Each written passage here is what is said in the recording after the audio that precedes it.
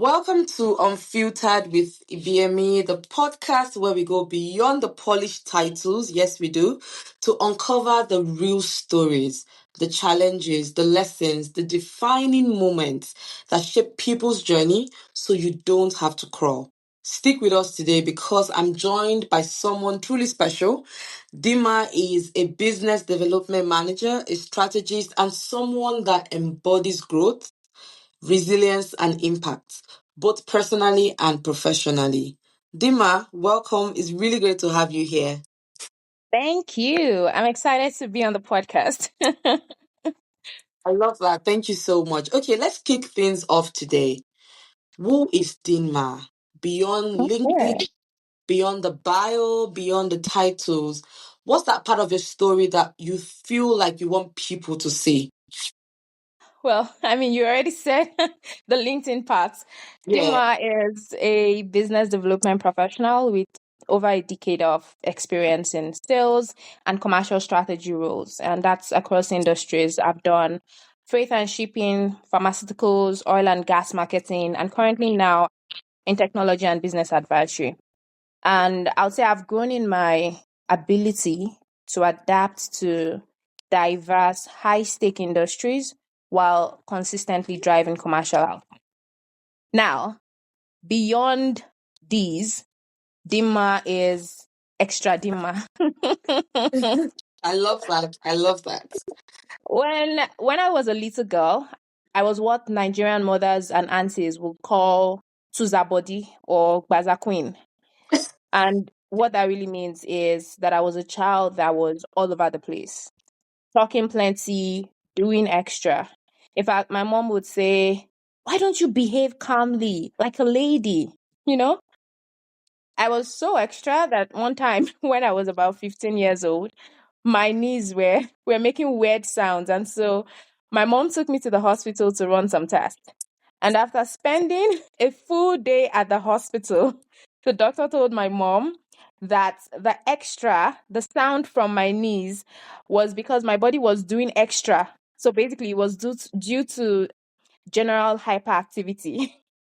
And so on days when my energy is attempting to be low, I just remind myself that I have an official doctor's diagnosis that says I am a naturally hyperactive person. I Like I'm love that. extra. The doctor says so. Oh, love. And I grew into an adult that was also excited. And this can be a challenge in today's world because you happy all the time is a tag that can be quickly mistaken for mindlessness or simple mindedness. And so people will describe me as doing too much, being extra. And, it just made me sad to be that overdue person. But it was almost like I couldn't help myself from doing what others considered extra or from, being happy in a way that others would describe as over happy. And to your question as to how that kind of shaped my story, my friend Uju, she says that I have a different way of seeing the world, and I see the world with an excitement that is infectious. So I'm able to look for and find the good in situations I find myself.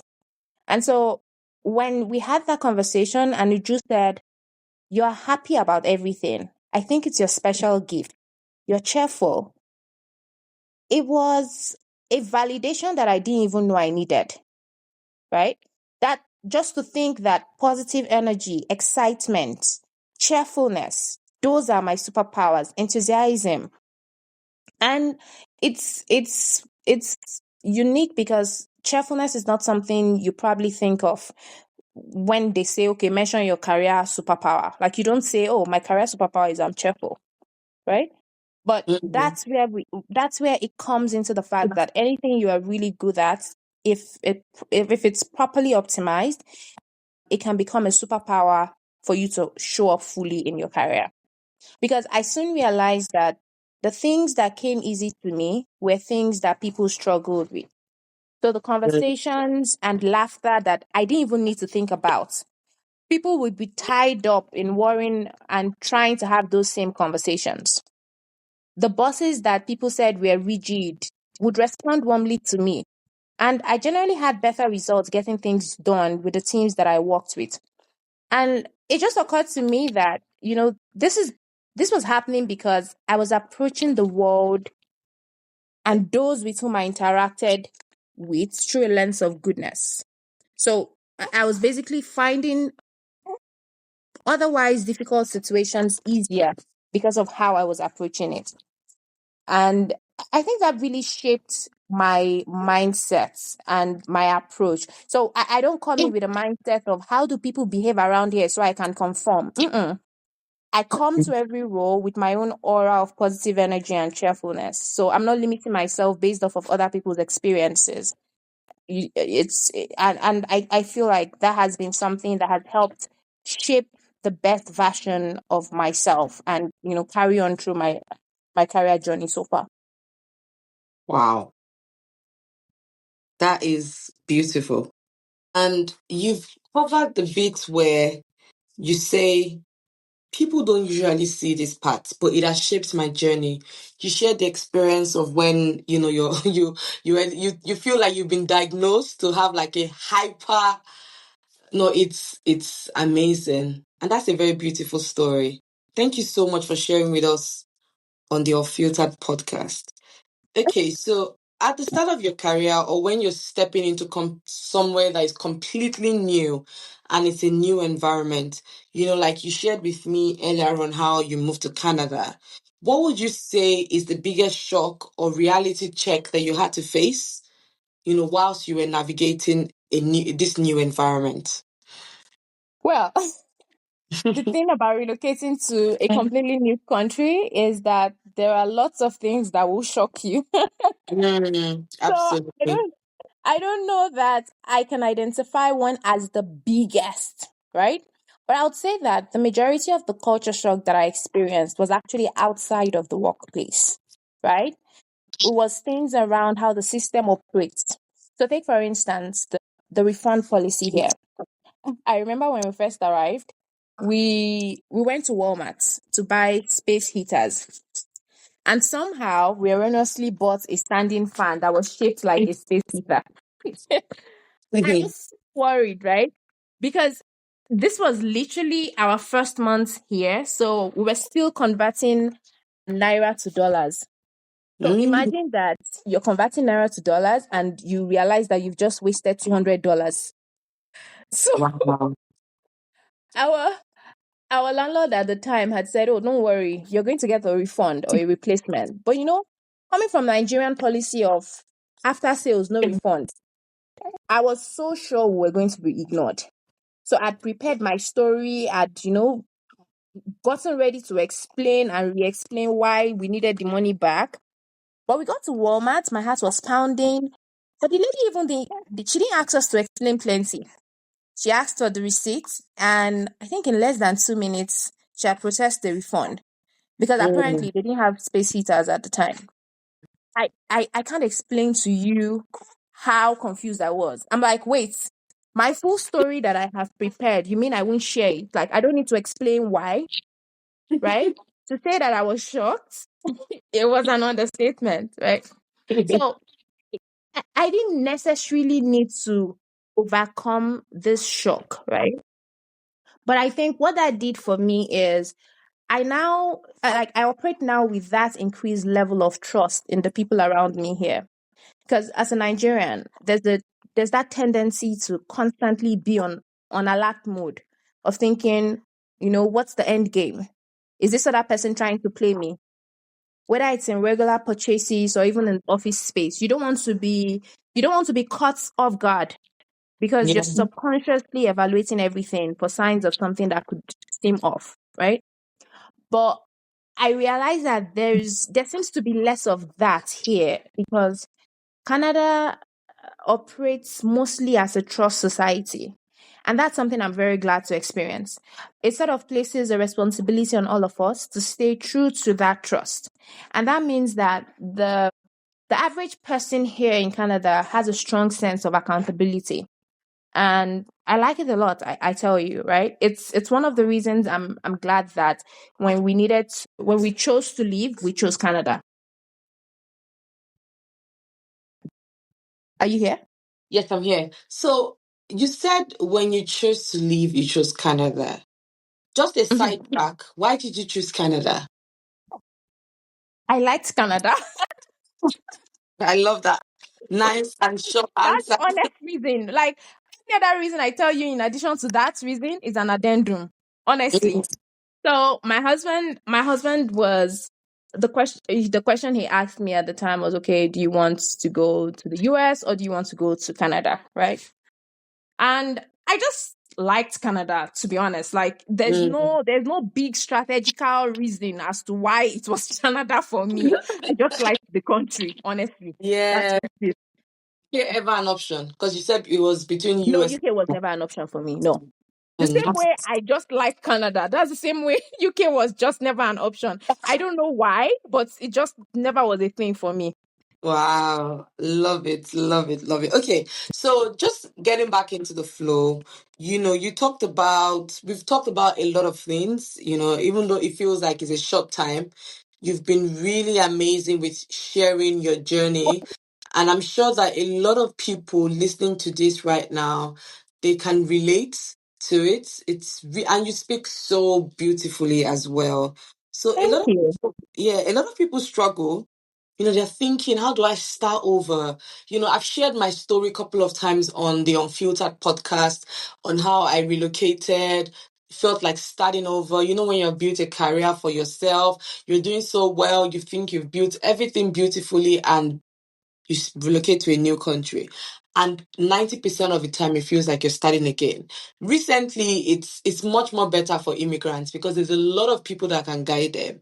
But a lot of people still feel they're starting over, they feel invisible, finding themselves.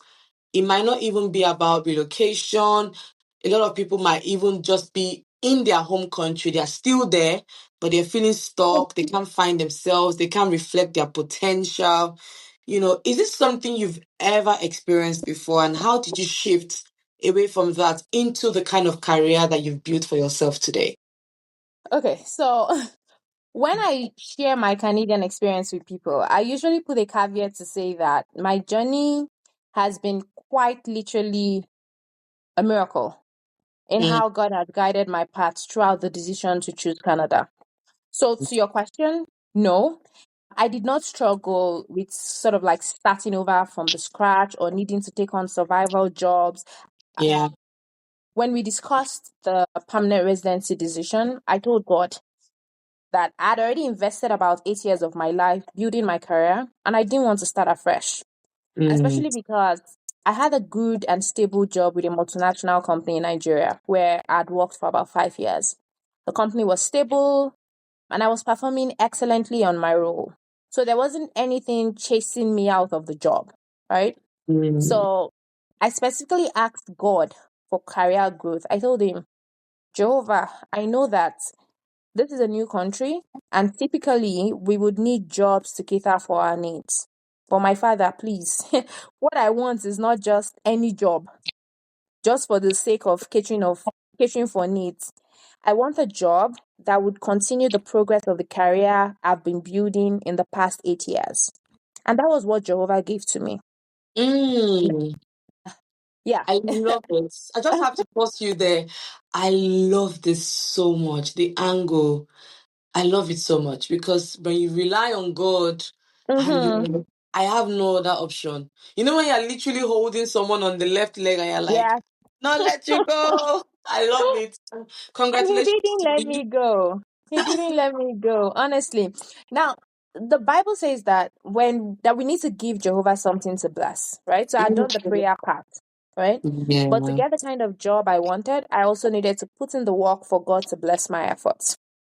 And Mm, so as soon as we got the permanent residency email right from Nigeria, I got to work. I started updating my resume and my career profile to appropriately capture my story and describe the value that I bring with my experience, right?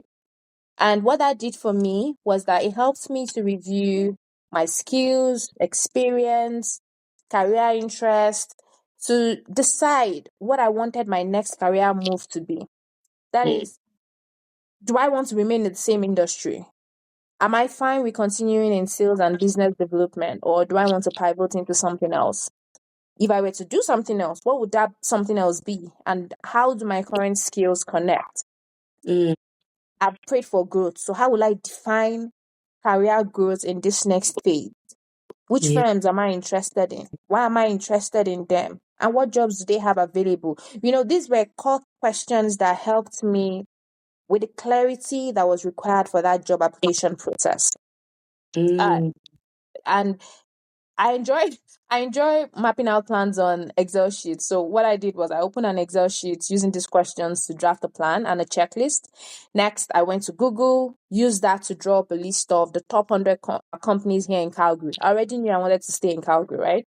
So I searched their websites for job openings, which I then updated on my spreadsheet, and used the checklist to decide which of these 100 firms do I want to apply to, and then started applying. People would say, and I don't know if you've heard this being said before, that job searching is a job in itself. Have you heard something like that phrase? yeah, yeah, yeah. It's And hard work in itself. it is. I completely agree, because for each application, I showed up fully. I would Mm, research the firm and the role to be sure that my application captures the relevant aspects of my experience and my skills, right? Then I will update my spreadsheet to track progress on the application. I'll follow up on interviews, even do a self reflection after the interviews to review what went well versus what could have been done better. And within a month, I got interviews from about 4 firms. And by our third week of landing here in Canada, I'd signed my offer letter. Now, how did authenticity play a part in this process? It played a part in the entire journey, right? In my applications and interviews, I applied my wholeness such that my enthusiasm, the cheerfulness, my true self shines forth. And the recruiter can basically feel my energy. They can tell that I'm going to be a positive addition to their team, right? And even after getting the job, and as projects will, of course, there will always be times when the going gets tough. I yeah. remind myself that I'm a cheerful person, and Mm, that just helps to boost my energy levels to focus on getting the job done. So mm, basically, it's kind of like feed like a loop. My excitement spurs me on, and I'm able to use that to influence my team to achieve increased productivity. mm. So I guess that basically answers the question. Many times people would say Yes. they take that first job as a stepping stone into where they really want to go. But in my case, Jehovah gave me a job with a firm that I love and a role that I was excited about. So I focused on excelling and growing on the job, basically being intentional about understanding the firm and bonding with my team. And so far, I tell you, it has been an amazing journey, and quite happy with the choices that I've made. Wow. Wow. Wow. Wow. No, in fact, I love it. I don't even know what to say, but I love it so much. I love it. I love it. It's amazing. And keep flying, keep going. Never looking back at all. So, Mm-hmm.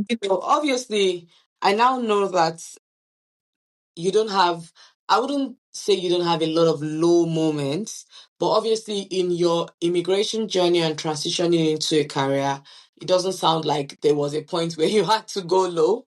You've been like a high achiever. But if we take it back to your when you started your career and building a decade of experience, what would you say was the lowest and most challenging moment in your career, and what did you learn from it as well? If we're taking it that far back, it becomes Anytime. difficult to decide which one do I say is the lowest now. Because Mm, what happens is, at the moment when you're experiencing it, it feels like the lowest, right? mm. But after that season, you're like, oh yeah, I'm done with that challenge. I've faced bigger ones now, right? I think let's talk about when I joined here in Canada. So when I joined the new team here in Canada, like I shared, it was an answered prayer of career progression from my God, Jehovah, right? And it connected to my sales and business development profile, which is my strongest and most experienced profile thus far. I don't know if I mentioned at the start that navigated quite a number of career career paths in my journey. But Mm. amongst those, sales and business development has been sort of like the mainstay.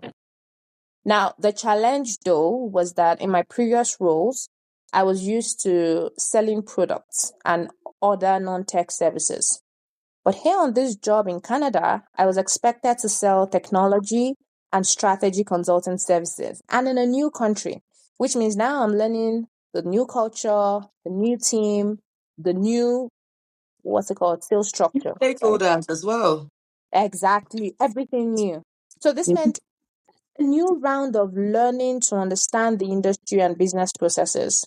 So I had to ask a lot of questions and took training to help me integrate into consulting.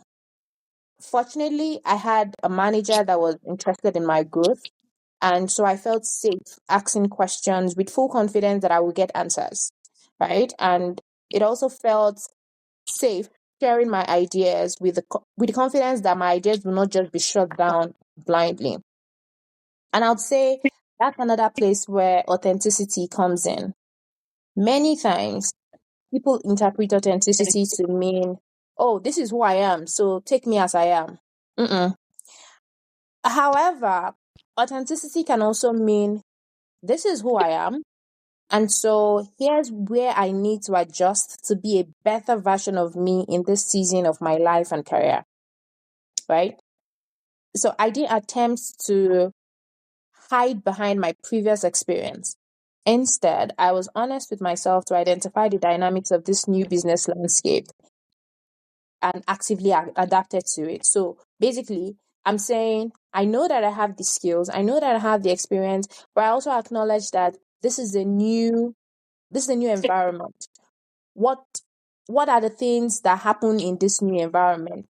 And what are the things that I need to update in the way that I've been doing this role before to make me a better fit for the industry? And that was very helpful. I think that helped me sort of like overcome that. By the end of my first 3 months, I was feeling pretty confident and I'd sort of gotten into the flow. I'd gotten a hang of, what we're doing here.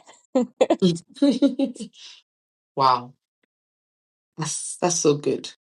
Now, if you're listening to this and you're really enjoying the conversation, because I am soaking a lot in from this conversation, and I'm going to go back to listen to it as soon as it gets published. You want to make sure you subscribe to the Unfiltered podcast with Ibiyemi on Spotify, Apple, and on YouTube. Also follow us on Instagram, Unfiltered podcast with Ibiyemi. Connect with me on Instagram as well at Ibiyemi Career Coach, on TikTok at Ibiyemi Career Coach, on LinkedIn at Ibiyemi Fashibe. And make sure you check the show notes. We have a lot. We'll be sharing everything about how you can connect with our guest Dimma today. Clarity sessions. You can also connect with me for clarity sessions. You can also join my free community. The link is in the show notes. Okay, so let's get back into it. It's an amazing conversation. And one thing that I have seen from the conversation today is that you've been able to grow your career to where you want to be, of course, with the help of God. Because I personally let men see me. That's my anchor. And Mm-hmm. I'm really grateful to have you on board with that because I feel like we're nothing. We're just pencil in the hands of the Almighty. So you've been able to use that to grow your career, lead initiatives, get what you want, and you're also inspiring others, via your LinkedIn page. But what practical steps or mindset shift would you say helped you when you were starting, when you were in a competitive environment in Canada, for example? Just give us some examples of some mindset shifts that other people can take away from this conversation and apply in their own lives as well. I think that life generally, we are constantly in a competitive environment, right? Like, regardless of where we are.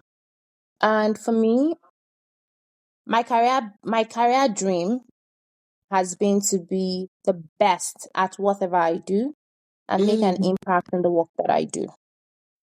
And that growth I talked about earlier in terms of career growth has meant, of course, first of all, having a job to build a career from, and then having that career adjust with the times and seasons of my life, contributing to organizational success, achieving promotions and career recognitions. You know, all of the good things, but most importantly, feeling that deep sense of satisfaction with the work that I do. And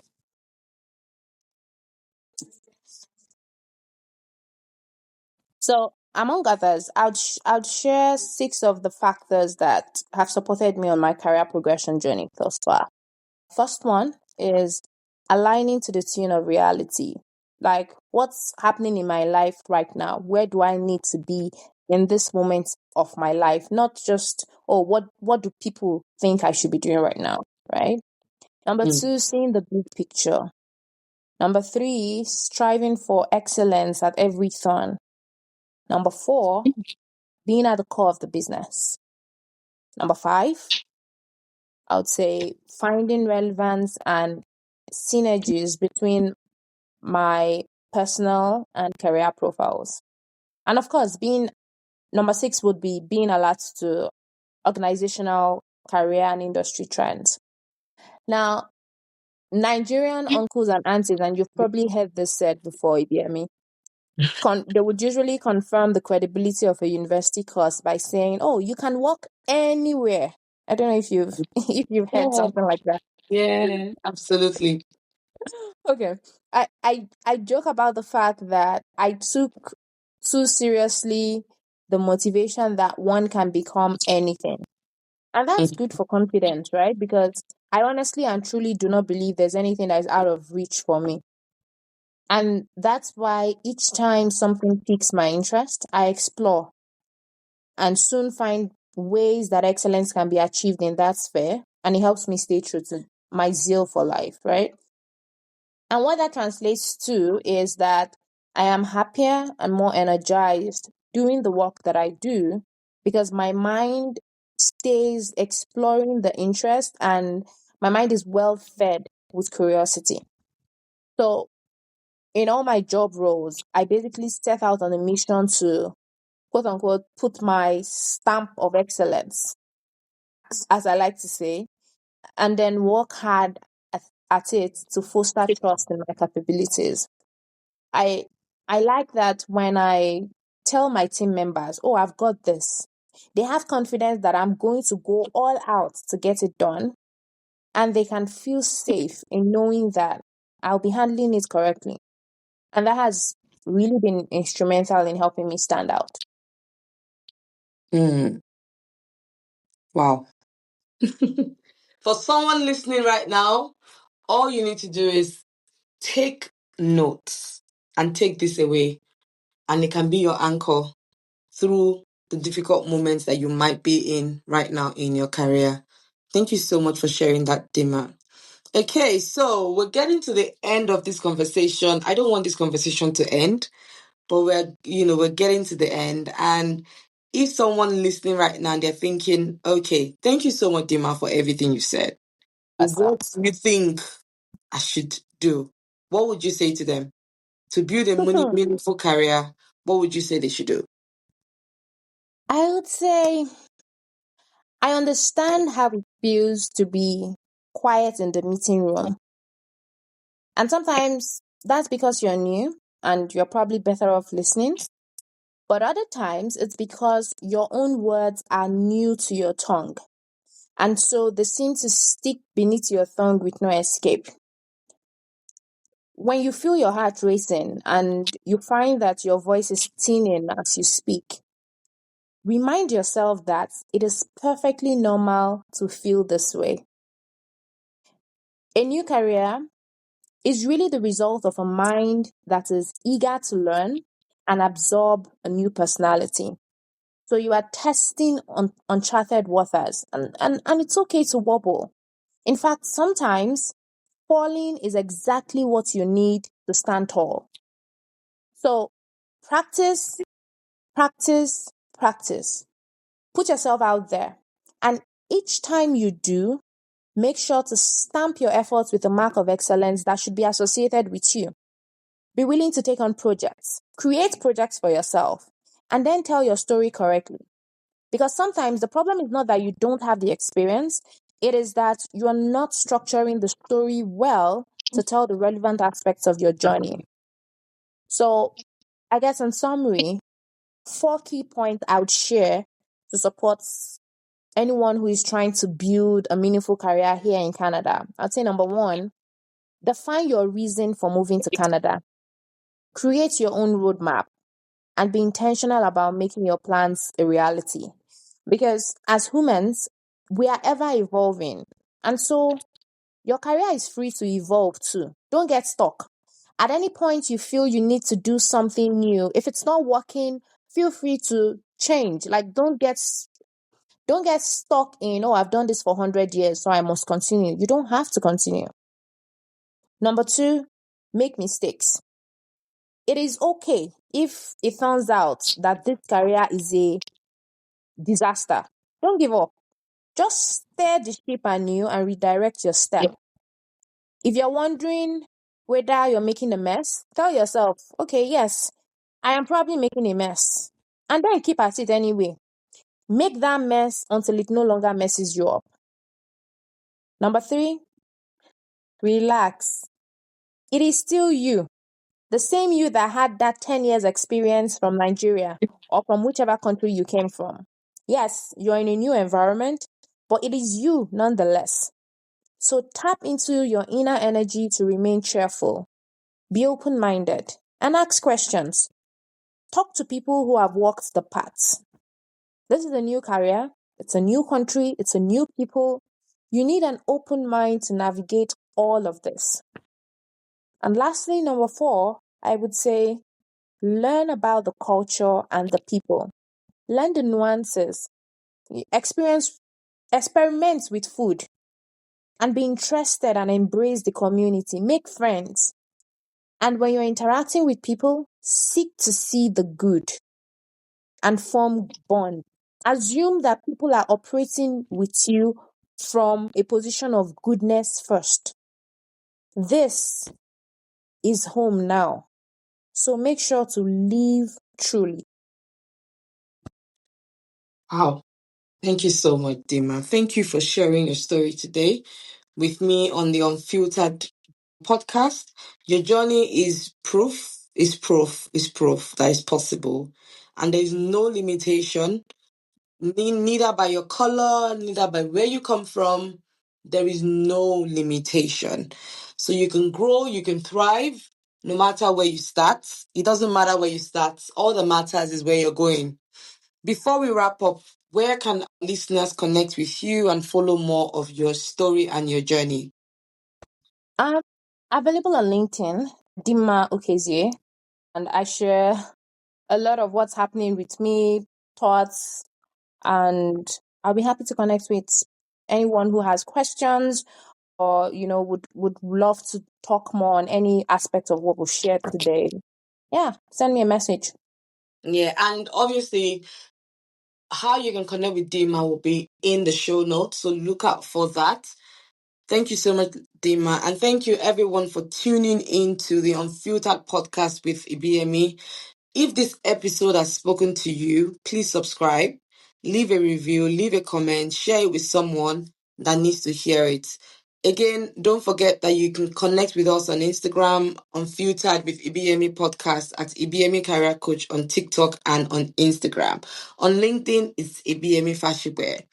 And again, just to say that next time, we'll be with you again, but keep showing up, keep believing in your journey, and everything that's been shared today, make sure that you take something away because we're sharing the unfiltered stories, the pain, the challenges, so that you don't have to crawl. Thank you very much.